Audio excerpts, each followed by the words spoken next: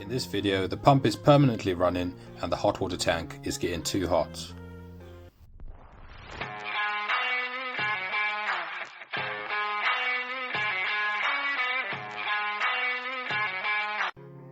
Switch off all the demand, so that's the stat and the heating.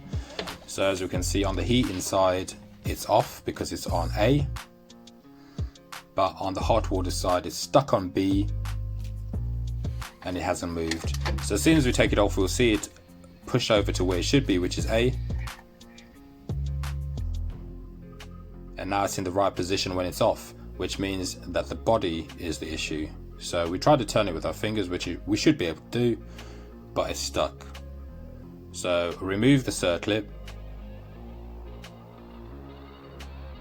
Make sure you have something to capture the circlip with. As you can see there, I put that dust sheet down to just catch it, just in case I lose it, because it is quite easy to lose.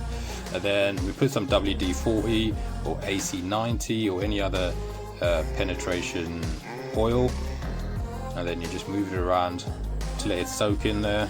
That will degrease it.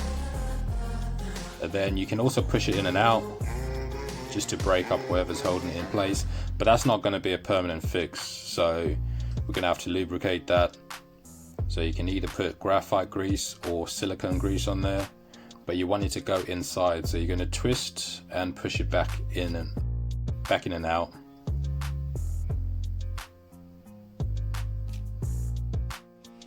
So you need to put it in and out, twist it around, and just keep pushing it in there.